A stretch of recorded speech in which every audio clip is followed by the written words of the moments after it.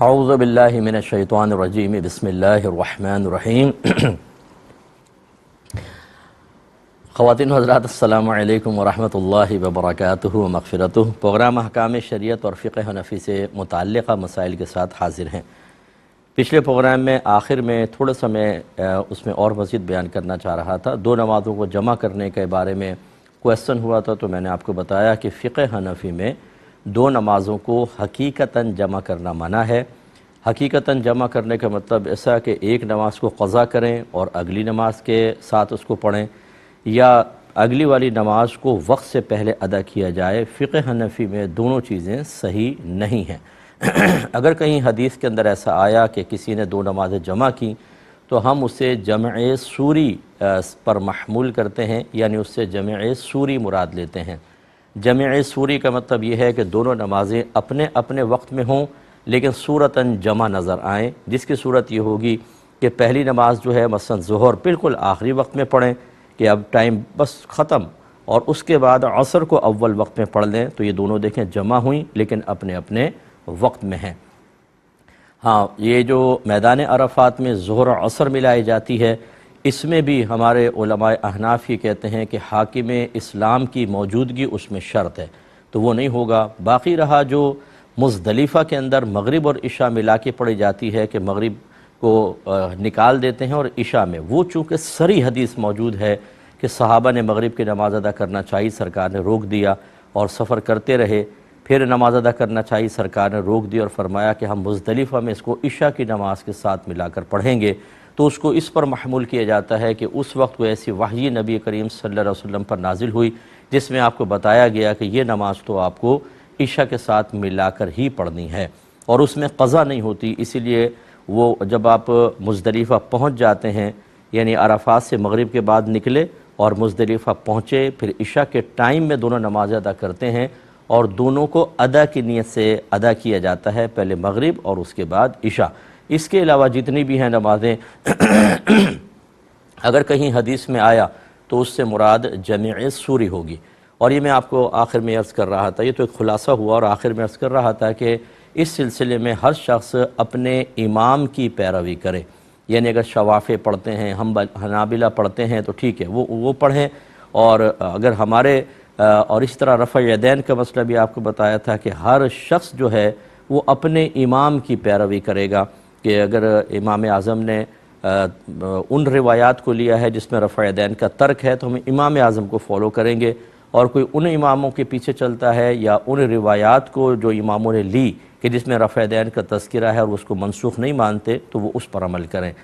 اور یہ جو آخری بات تھی کہ اپنے امام کی پیروی کرنے میں کیا یہ ضروری ہے کہ تقلید شخصی واجب ہے، تو میں نے آپ کو عرض کیا کہ اب امت اس بات پر متفق ہے کہ ان چاروں اماموں میں سے کسی ایک امام کی تقلید کرنی ہوگی۔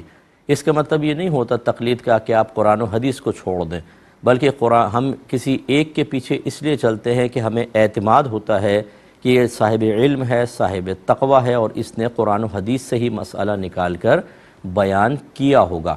اور ایک شخص کی تقلید پر اس لیے متفق ہوئے کہ جو احکام شرع ہوتے ہیں ان میں اللہ تبارک و تعالی کی بہت بڑی حکمت ابتلا ہے۔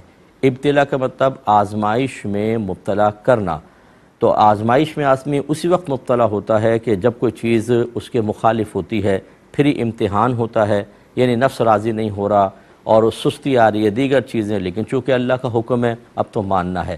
کاروبار میں نقصان ہو رہا ہے اس مسئلے کی وجہ سے، لیکن یہ تو ماننا ہے، مالی نقصان، روحانی تکلیف، دیگر چیزیں، لیکن چونکہ اللہ تعالیٰ کا حکم ہے ماننا پڑے گا۔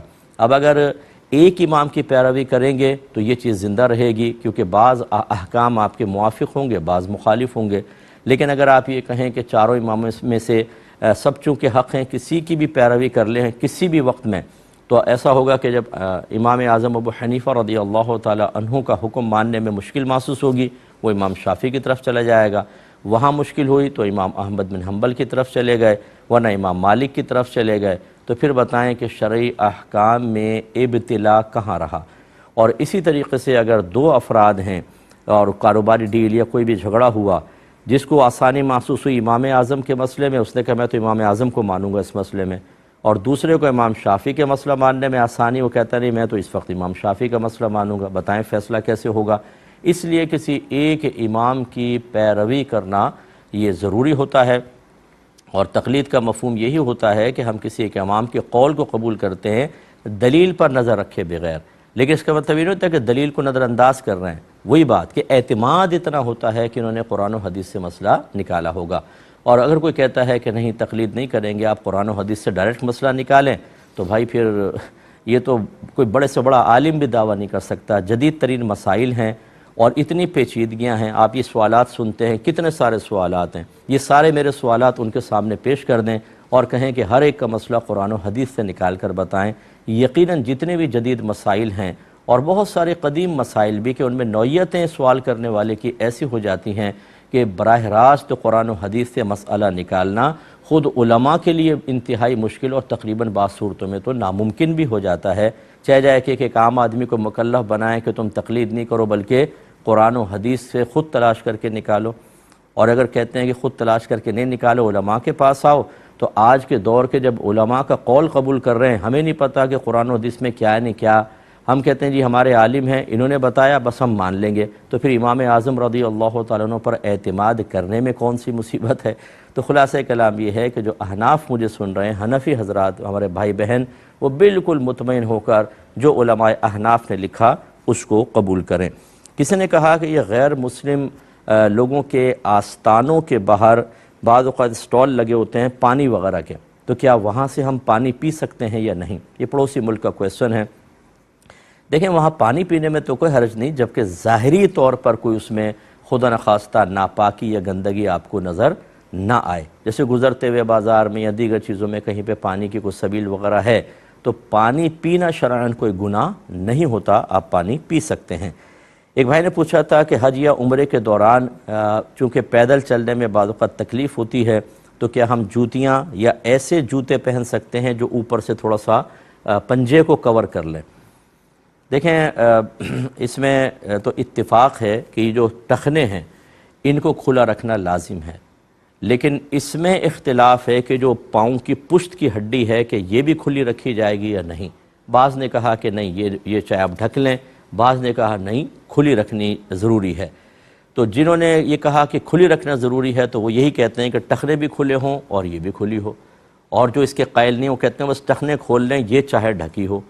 تو جب علماء کا اختلاف ہوتا ہے تو جانب احتیاط کو اختیار کرنا بیسٹ ہوتا ہے، لہٰذا آپ ایسی جوتی پہن سکتے ہیں کہ جس سے پنجے بالکل ڈھک جائیں چاہے، لیکن یہ پاؤں کی پشت کھلی رہے اور ٹخنے نہ ڈھکے، اور پھر آپ اس جوتے کو پہن کر بالکل حالت احرام میں بھی سفر کر سکتے ہیں، چل پھر سکتے ہیں۔ بلکہ بعض لوگ ایسے ہوتے ہیں، مجھ سے پوچھا گیا کہ ہم سے طواف نہیں ہو پاتا کیونکہ برہنہ پانی چل پاتے ہیں، ٹھنڈک کی وجہ سے فرش باغ ٹھنڈا ہوتا ہے، یا ویسے ہمیں بڑی تکلیف ہوتی ہے، درد ہے، تو کیا ہم جوتی وغیرہ جو غیر مستعمل جوتی ہے استعمال کر سکتے ہیں؟ تو پھر دوران طواف حالت احرام میں اس قسم کی جوتیاں بھی یوز کر سکتے ہیں، صاف ستھری قسم کی ہوں تو آپ کر سکتے ہیں، لیکن یہ خیال رکھیں کہ ایسی سخت نہ ہوں کہ آپ کی جوتیوں کی ٹھوکروں سے لوگوں کو تکلیف ہو، کسی کی ایڑی میں ماریں، کسی کے پاؤں پہ چڑھ جائیں، ایسا ہرگز نہیں۔ بڑی نرم کوئی ربڑ کسی لے لیں تاکہ آپ کی مشکل بھی حل ہو جائے اور مخلوق خدا کو بھی اذیت نہ ہو۔ یہ کہتے ہیں کہ ہماری مسجد میں امام صاحب جو ہیں وہ نماز کے بعد بہت بلند آواز سے دعا کراتے ہیں، تو بعض نمازی ایسے ہیں کہ جو نماز پڑھتے ہوئے ڈسٹرب ہوتے ہیں، کیا حکم شرع ہوگا؟ دیکھیں جن مساجد میں فرض نمازوں کے بعد دعا رائج ہوتی ہے تو وہاں پر عمومی طور پر لوگ اس کے عادی ہو چکے ہوتے ہیں اور ان کی نمازوں میں اتنی ڈسٹربنس نہیں ہوتی ہے، لیکن بہرحال بعض اوقات اجنبی بھی آ جاتا ہے تو امام صاحب کو بہت ہی بلند آواز سے نہیں کرانی چاہیے، تھوڑی سی پست آواز کر لیں اور دعا کروائیں، کیونکہ مسئلے دونوں طرح کے ہوتے ہیں۔ اگر کوئی نمازی ڈسٹرب ہو رہا ہے وہ دعا ہی نہ کرائیں، تو پھر بہت سارے لوگ ایسے ہوتے ہیں کہتے ہیں آپ نے دعا کیوں نہیں کروائی، تو بڑے پرابلم ہوتا ہے، تو تھوڑی سی آہستہ کر لیں، کوشش کریں کہ نمازی کی نماز ڈسٹرب نہ ہو۔ اللہ تعالیٰ عمل کی توفیق عطا فرمائے۔ مختصر سا بریک لیں گے، ہمیں یقین ہے آپ ہمارے ساتھ رہیں گے۔ بسم اللہ الرحمن الرحیم۔ یہ کسی نے پوچھا تھا کہ کوئی ماں باپ ہیں وہ اپنے بیٹے اور بہو سے شدید ناراض ہیں، اور وہ بیٹا اور بیوی جو ہے وہ ان ماں باپ سے، یعنی بہو تو ساس سسر سے اور بیٹا اپنے ماں باپ سے شدید ناراض ہیں، اور دونوں ہی ایک دوسرے کے حقوق میں شدید کوتاہی کے مرتکب ہیں۔ اور عبادت بھی کرتے ہیں، روزے بھی رکھ رہے ہیں، سب کچھ ہے، اور یہ ماں باپ کی ساری توجہ اور محبت بیٹی کی طرف ہے، تو کیا حکم شرع ہوگا؟ دیکھیں، یہ تو مطلب کوئی فیصلہ نہیں کیا جا سکتا کہ غلطی پر کون ہے جب تک کہ سائلین سے نہ سن لیا جائے، ان سے باتیں سنی جائیں تو پھر پتہ چلے گا کہ کیا بیٹے کا قصور ہے یا کسی مقام پر ماں باپ جان بوجھ کر یا خدا نخواستہ نادانستہ طور پر کسی غلطی کا ارتکاب کر رہے ہیں۔ تو بہرحال ہمارا مشورہ تو یہ ہوتا ہے ایسی تمام صورتحال میں کہ اس طرح قسم کا کوئی جھگڑا ہو جائے تو آپس میں اپنے عقلی دلائل سے اور اپنے خاندانی رسوم و رواج اور اصولوں کو بنیاد بنا کر حل کرنے کے بجائے کسی اچھے مستند مفتی صاحب سے رابطہ کیا جائے اور کہا جائے کہ جی ہمیں بتائیں کہ غلطی پر کون ہے، ہم ہیں یا یہ۔ جو غلطی پر ثابت ہو جائے اسے چاہیے کہ وہ دوسرے فریق کو راضی کرے۔ تو بیٹا بہو سے ہے تو ان کو معافی مانگنی ہوگی، اور ماں باپ اگر غلطی کے مرتکب ہیں تو میں یہ نہیں کہوں گا کہ بہو یا بیٹا یہ مطالبہ کریں کہ آپ ہم سے معافی مانگیں، بس ان کا غلطی کا اعتراف کر لینا کہ ہاں ہم سے غلطی ہو گئی یہی کافی ہے۔ اور ادب کا تقاضا یہ ہے کہ بیٹا کہے کہ آپ کو معافی کی حاجت نہیں، میں آپ سے دل سے راضی ہوں، اللہ تعالیٰ آپ کو جزا عطا فرمائے۔ ماں باپ کا ادب و احترام رکھنا ہوگا۔ تو یہ بہرحال جو کر رہے ہیں ایک دوسرے کے حقوق میں کوتاہی یا ظلم کے مرتکب ہو رہے ہیں، یہ میدان محشر میں جواب دہ ہیں۔ دوسری بات یہ ہے کہ ماں باپ بعض اوقات ایسا ہوتا ہے کسی ایک بچے کی فیور میں دوسرے کے ساتھ ناانصافی کر رہے ہوتے ہیں، یہ بھی بالکل غلط ہے۔ بیٹی سے فطری طور پہ زیادہ تھوڑا سا لگاؤ ہوتا ہے، وہ کمزور ہوتی ہے، بیٹے سے کم ہوتا ہے کیونکہ ان کو لگتا ہے پیچھے بہو اس کا دماغ خراب کر رہی ہے، لیکن اس کا مطلب یہ نہیں ہے کہ بیٹی کو اتنی سپورٹ دیں کہ بیٹا ہی ڈی گریڈ ہو جائے اور وہ یہ سمجھے کہ میرے ساتھ شدید ناانصافی ہو رہی ہے۔ یہ توازن اور بیلنس قائم کرنا بھی ماں باپ کی ذمہ داری ہے۔ اس میں اگر خرابی پیدا کریں گے، بلکہ بعض وقت بیٹیاں اتنے نخرے کرتی ہیں اور ایسے سے مطالبے رکھتی ہیں، ایموشنل بلیک میل کر لیتی ہیں کہ وہ بیٹے سے بدظن ہو کے ماں باپ اسے نکال دیتے ہیں۔ ایسی بچیوں سے میری گزارش ہے کہ ہرگز نہ کریں۔ اپنی نسوانیت کو دلیل اور بنیاد بنا کر آپ کسی کے توجہ تو حاصل کر لیں گے، لیکن اگر وہ ظلم کر بیٹھے تو میدان محشر میں آپ بھی اس کی جواب دہ ہوں گی۔ ایک کالر ہمارے ساتھ ہیں، السلام علیکم۔ وعلیکم السلام جی۔ جی حضرت، جی فرمائیے، بولیں مفتی صاحب میرے دو سوال ہیں۔ بولیں جلدی بولتے جائیے۔ اچھا جی مفتی صاحب، میں نے ادھر اسپین میں کچن میں غیر مسلم کے پاس کام کرتا ہوں کچن میں، ٹھیک ہے، اور ادھر بہت سی حلال چیزیں بھی ہیں، لیکن ساتھ میں ایک خنزیر کا گوشت بھی پکتا ہے، وہ بعض اوقات مجھے سرو بھی کرنا پڑتا ہے۔ ٹھیک ہے، تو کیا ادھر وہ میرے لیے کام کرنا مناسب ہے یا نہیں؟ ٹھیک ہے، میں بتاتا ہوں۔ اور دوسرا یہ ہے کہ میں قرآن پاک پہ موبائل پہ قرآن پاک کی تلاوت سنتا ہوں با ترجمہ، اور ساتھ میں بعض جو تلاوت ہے وہ خود بھی رپیٹ کرتا ہوں۔ ایسا کرنا کیا میرے لیے مناسب ہے یا نہیں؟ ٹھیک ہے، اور میں عرض کرتا ہوں، ایک اور کالر ہیں، السلام علیکم۔ السلام علیکم۔ شاید چلیں لائن ڈراپ ہو گئی ہے شاید کسی نے، اچھا پہلے یہ لے لیتے ہیں کہ یہ کل بھی ہم نے جواب دیا تھا، بس یہ وہی جواب ہے کہ اگر آپ کسی غیر مسلم کے کچن میں کام کرتے ہیں تو کوشش یہ کریں کہ اپنے آپ کو ان گندی چیزوں سے آلودہ نہ ہونے دیں، لیکن اور بہتر یہ ہوتا ہے کہ اس قسم کے گندے ماحول سے بہتر ہے کہیں اور جاب کر لیں۔ لیکن جیسے کہ آج کل بہت ہی فقدان ہے جاب وغیرہ کا، اور ہر چیز اس میں کوئی غلط بھی نہیں ہوتی ہے، ایک اگر سور ناپاک ہے تو پاک چیزیں بھی ہوتی ہیں، تو آپ وہاں پر جاب کر سکتے ہیں۔ فی نفسی ہی آپ کی جاب کوئی حرام یا ناجائز نہیں کہلائے گی، بس اپنے آپ کو گندگی آلودگی سے بچائیں، کوئی ایپرن پہن کے رہیں اور کوئی گلفس وغیرہ پہن لیں، تاکہ اگر وہ سور وغیرہ پکانا پڑے خدا نخواستہ یا اس کو سرو کرنا پڑے تو پھر آپ اس میں آلودہ نہ ہوں، اور ہو جائیں تو پھر فوراً اپنے آپ کو پاک کریں، کیونکہ سور کا ہر جز ناپاک اور حرام ہوتا ہے۔ دوسرا آپ نے فرمایا کہ موبائل پہ آپ قرآن بھی سنتے ہیں اور پھر ترجمہ اس کا آ رہا ہوتا ہے اور آپ ساتھ ساتھ دہرانے کی کوشش کرتے ہیں، تو ایسا نہ کریں، کیونکہ قرآن کا واضح فیصلہ ہے کہ جب قرآن پڑھا جائے اور حدیث میں بھی ہے تو اس کو غور سے سننا چاہیے۔ اس وقت آپ اگر پڑھیں گے تو یہ غلط ہوتا ہے، بلکہ اس کو گناہ سے تعبیر کیا گیا ہے، کیونکہ یہ حکم قرآنی کے خلاف ہوگا، اس وقت آپ اس کو نہ کریں۔ ہاں ترجمہ اگر دہرانا چاہیں تو کوئی مسئلہ نہیں ہے، لیکن جب قاری صاحب قرات کر رہے ہوں تو اس کو اس وقت نہ دہرائیں، بالکل خاموشی سے سننا واجب ہوگا۔ ایک اور کالر ہیں، السلام علیکم. بھائی دیکھیں ٹی وی کی آواز، یہ 22واں سال ہے آپ ٹی وی کی آواز بند نہیں کرتے ہیں، اس سے ہم ہوتے ہیں ڈسٹرب، ٹائم بھی ضائع ہوتا ہے اور آپ کی کال بھی ڈراپ ہوتی ہے، پھر کیا کریں پھر. ایک اور کالر ہیں، السلام علیکم.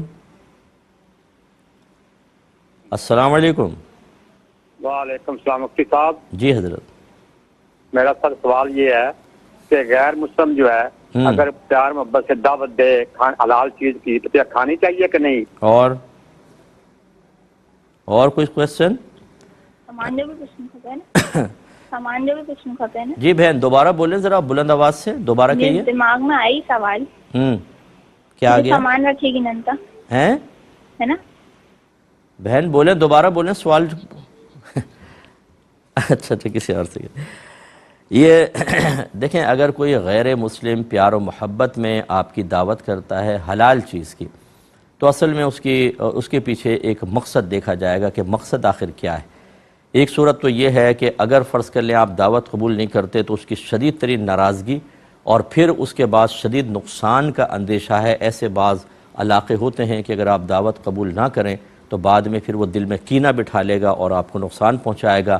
ایسی صورت میں تو بامر مجبوری پیار میں محبت میں کیا گن پوائنٹ پہ بھی دعوت کھلائے تو آپ کھا سکتے ہیں.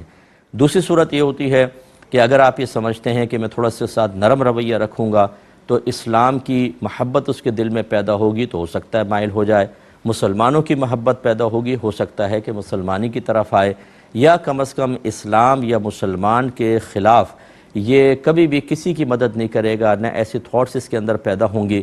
تو ایسی صورت میں بھی آپ کھا سکتے ہیں، اس میں شرعاً کوئی حرج نہیں ہوتا.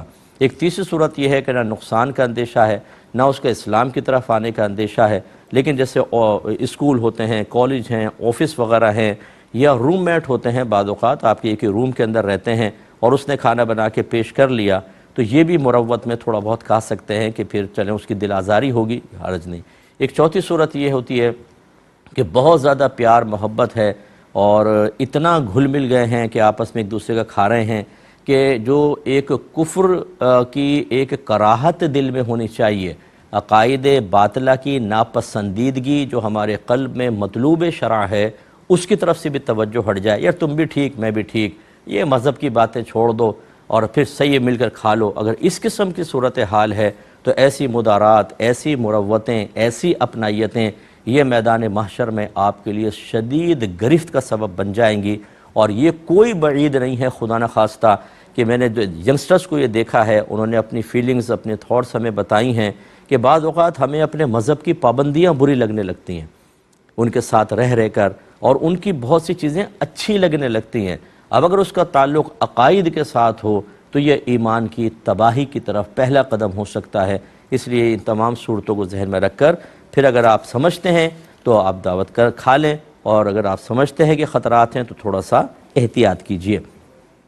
ایک بھائی نے کویسچن کیا تھا کہ سنا ہے کسی نے کہا کہ گھر میں جھاڑو کو کھڑا کر کے نہ رکھیں، اسے لٹا کر رکھیں ورنہ گھر میں کوئی برا ہو جاتا ہے بلکہ موت بھی ہو سکتی ہے، تو کیا حکم شرع ہے؟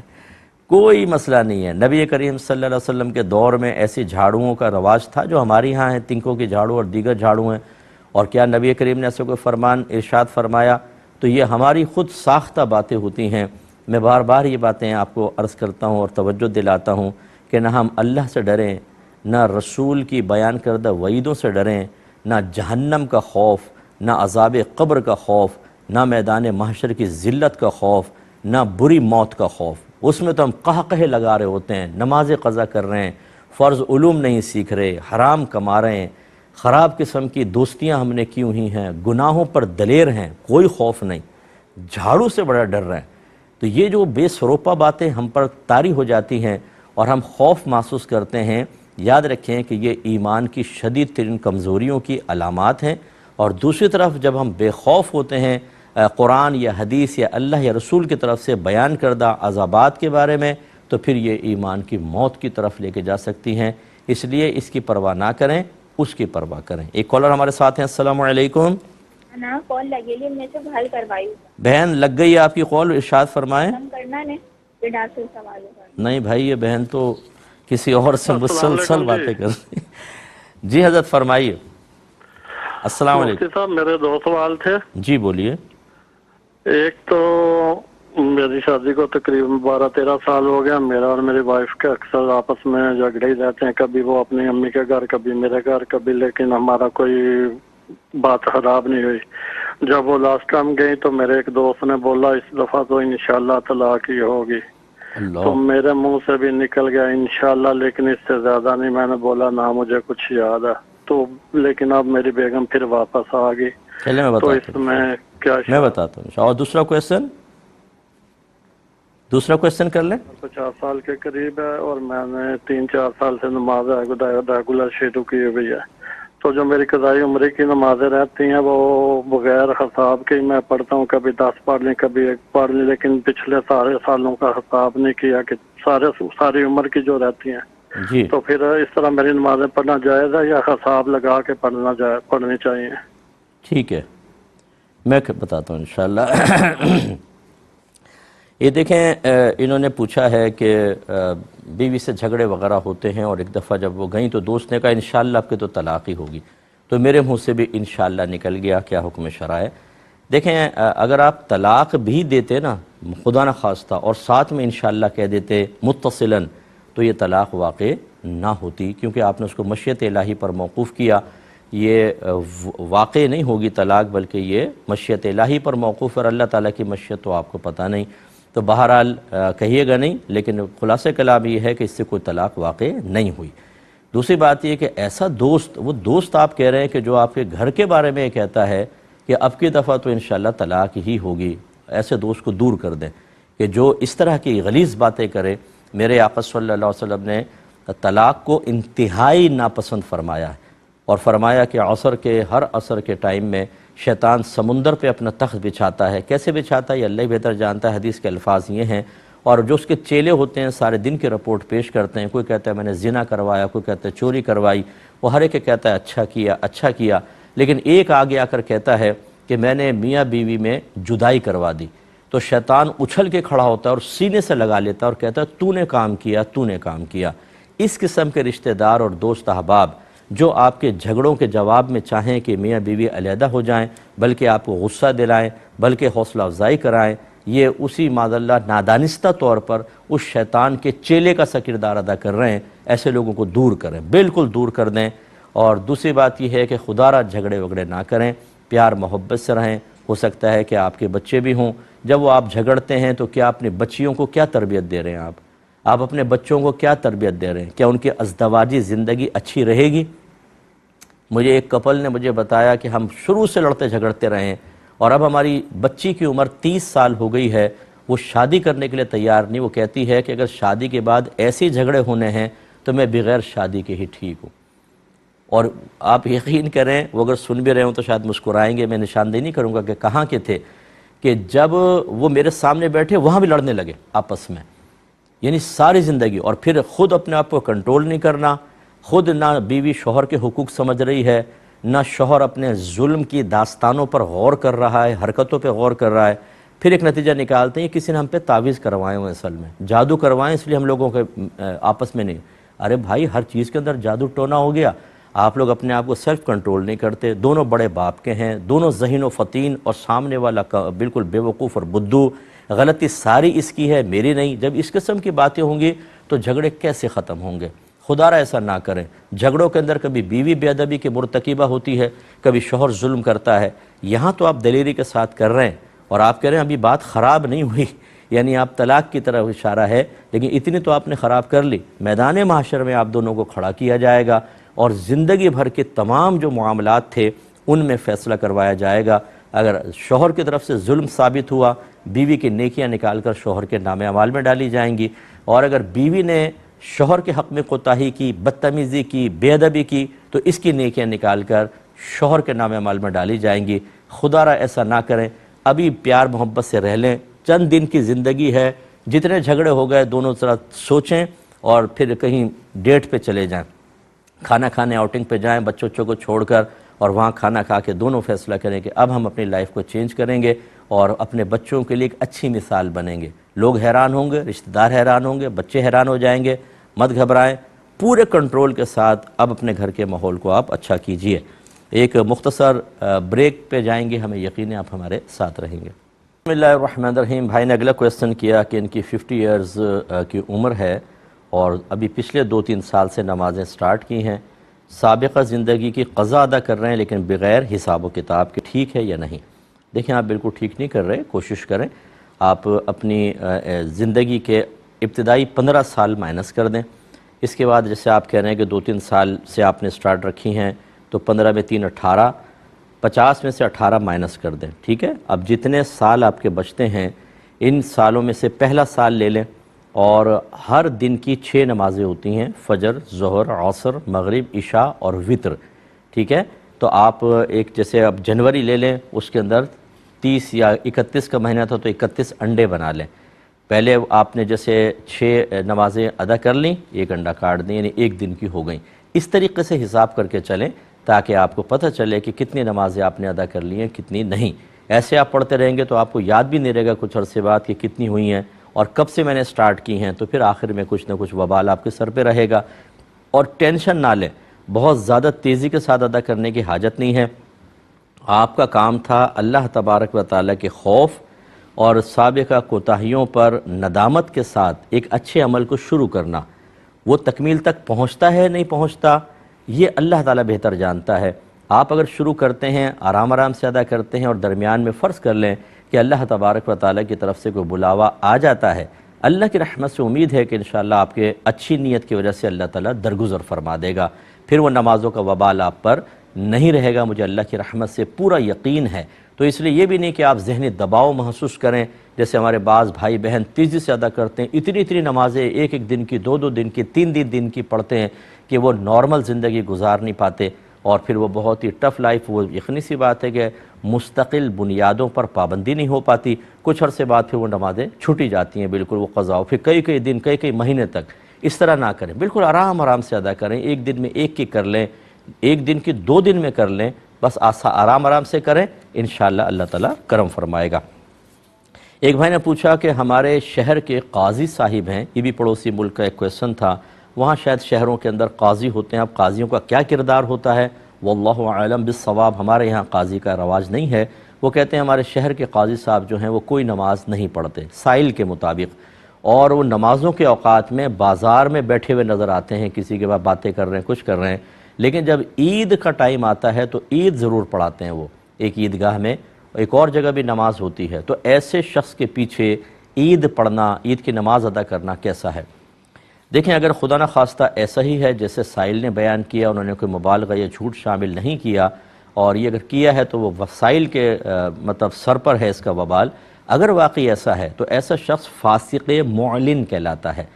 فاسق مانے کبیرہ گناہ کرنے والا، اور معلن مانے اعلانیہ طور پر سب کے سامنے، فاسق معلن، اور ایسے فاسق معلن کو امام بنانا بلکہ عہدہ قضا دینا یہ بالکل ٹھیک نہیں ہوگا، کہ وہ کیا مطلب یہ کہ لوگوں کو درس دے گا، لوگ اس سے کیا درس حاصل کریں گے؟ اور ایسا شخص جو اعلانیہ گناہ کرتا ہے اور گناہ کبیرہ کر رہا ہے کہ مستقل نماز نہیں پڑھ رہا، یہ قابل تعظیم نہیں ہے، اور عید کی پھر نماز پڑھانے کے لیے اس کو مقام تعظیم پہ کھڑا کرنا یہ بالکل ٹھیک نہیں ہوگا۔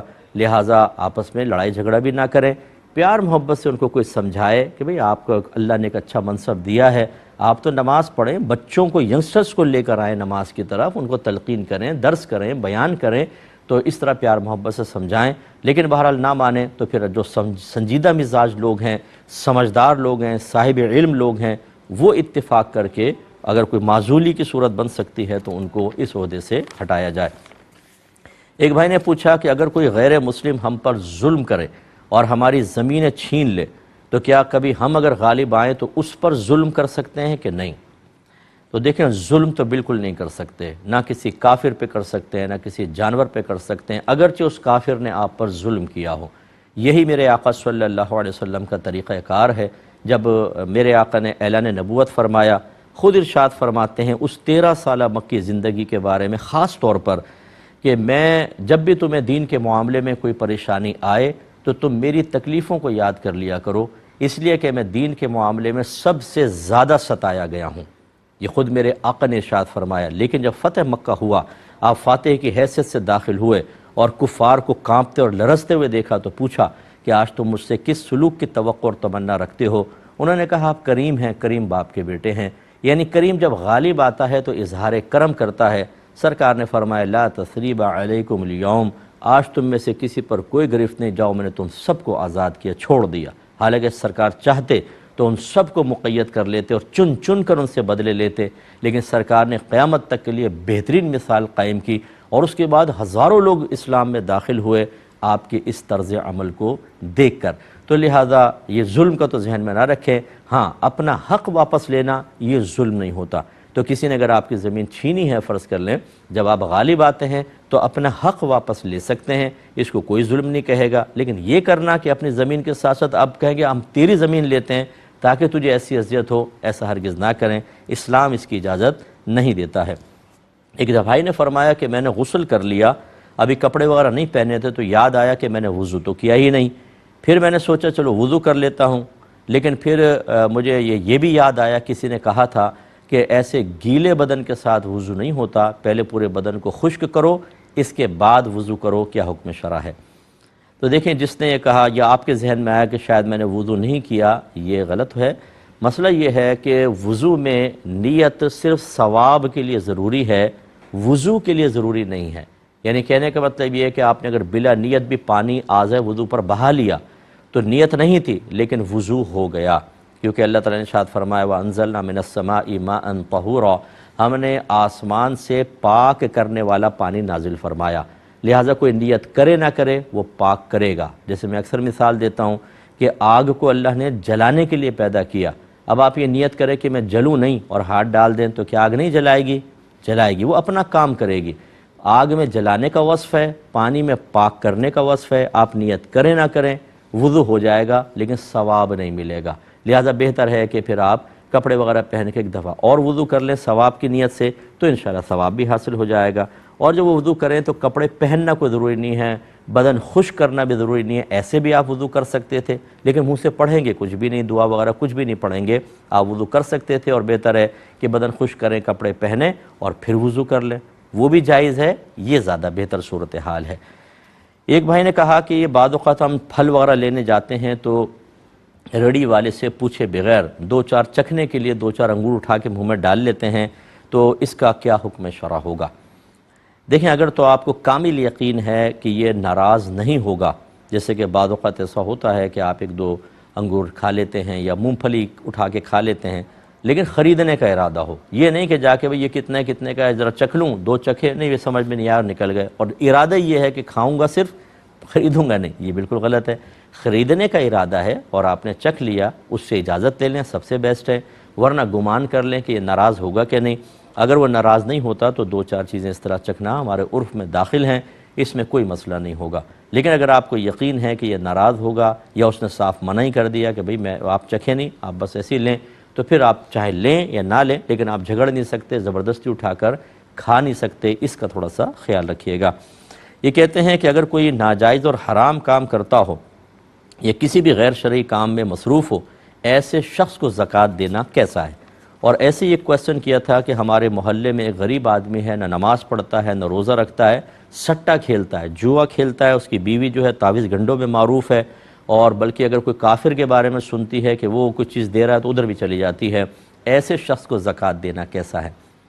دیکھیں جبکہ بے عمل ہے، غیر شرعی اعمال کے اندر ہے، تو اس کو بہتر ہے کہ زکوٰۃ نہ دیں، بلکہ ان کو زکوٰۃ دیں جو غریب ہیں، سفید پوش ہیں اور نماز پڑھتے ہیں، نیک ہیں، متقی ہیں، بہتر ہے کہ ان کو دیں، تاکہ جب آپ کا پیسہ ان کو ملے گا، یکسوئی حاصل ہوگی، سکون ملے گا، تو وہ سکون سے اللہ تبارک و تعالیٰ کی عبادات ادا کر سکیں گے۔ جبکہ اس طرف اگر آپ دے بھی دیں گے، وہ جتنا کھائیں گے پیئیں گے، تمام تر توانائی کو غیر شرعی امور میں خرچ کریں گے، تو آپ کیوں دے رہے ہیں؟ اس لیے کہ آپ کے پیسے سے وہ توانائی حاصل کر کے اچھی طرح نفس و شیطان کی غلامی میں زندگی گزاریں، کیا یہ کوئی اچھی بات ہے؟ تو اس سے بہتر ہے کہ وہ تلاش کریں، اور خصوصاً جب کہ وہ سٹا کھیلتا ہے، ایسے کو تو بالکل بھی نہ دیں، ہرگز نہ دیں، کیونکہ جیسے پیسہ ہاتھ میں آئے گا وہ جب تک نہیں ہوگا تو تڑپتا رہے گا کہ کوئی چیز مل جائے، یہ تو گھر کی چیزیں بیچ دیتے ہیں، تو آپ کا زکوٰۃ کا پیسہ فوراً سٹے میں لگائے گا اور خواہ ہار کر آپ کے سارے پیسے ضائع ہوں گے، کسی غریب تک پیسہ پہنچے گا نہیں، اور یہ اپنی عادت سے مجبور ہوتے ہیں جوئے کھیلنے والے، آپ کا سارا پیسہ ضائع کریں گے۔ ہرگز ایسے شخص کو یا ایسے لوگوں کو زکوٰۃ نہ دی جائے۔ یہ کہتے ہیں کہ کیا کوئی عورت اپنے مرد محارم سے گلے مل سکتی ہے کہ نہیں؟ جیسے عید وغیرہ ہوتی ہے اس کے اوپر، جیسے والد صاحب ہیں، بھائی ہیں، سگے ماموں ہیں، چچا ہیں، تایا ہیں، ان سے۔ دیکھیں جب بچی بڑی ہو جاتی ہے تو خود باپ کو بھی اجازت نہیں ہوتی ہے کہ وہ جیسے مردوں کی طرح سینے سے لگاتے ہیں اس طرح بچیوں کے ساتھ گلے ملیں۔ بہت احتیاط کرنی چاہیے۔ ہاں ایک ہمارے ہاں رواج ہے کہ جیسے بچیاں تھوڑی قریب آئیں تو تھوڑا سا یوں ہاتھ رکھا، والد صاحب نے سر پہ ہاتھ رکھ دیا، تھوڑا سا وہ کندھا ٹچ کرتی ہیں تھوڑا سینے کے ساتھ، یہ چل جائے گا، اس میں کوئی اتنا مسئلہ نہیں ہے۔ لیکن یہ کہ ڈائریکٹ جیسے مرد گلے ملتے ہیں ایسے اپنے بھائیوں یا ماموں وغیرہ سے ملنا، یہ باعث فتنہ ہو سکتا ہے۔ کوئی کسی کی میں نیت پہ شک نہیں کر رہا ہوں، نہ بچی کو کسی کی اپنے محارم کی نیت پہ شک کرنا چاہیے، لیکن بہرحال شریعت کو یہ مطلوب نہیں ہے۔ اور اگر خدا نخواستہ کسی محرم کے بارے میں شبہ ہے کہ وہ بدنیت ہے، پھر تو فرض ہے دور رہنا، پھر تو دور سے ہی کریں، ہاتھ تک نہ ملائیں اور قریب نہ آئیں۔ اللہ تعالیٰ سمجھ کی توفیق عطا فرمائے۔ اب انشاءاللہ وقت چونکہ پورا ہو گیا، آپ سے اجازت چاہیں گے۔ اپنے میزبان کو، کیو ٹی وی کی پوری ٹیم کو اجازت مرحمت فرمائیں۔ آپ ہمارے لیے دعا کیجئے، ہم آپ کے لیے دعا گو ہیں کہ اللہ تعالیٰ آپ کو شریعت پر مکمل عمل کرنے، علوم دینیہ سیکھنے اور اپنی آنے والی نسلوں کو دین کے اور شریعت کے راستے پہ چلانے کی توفیق عطا فرمائے، آمین۔ وآخر دعوانا ان الحمدللہ رب العالمین۔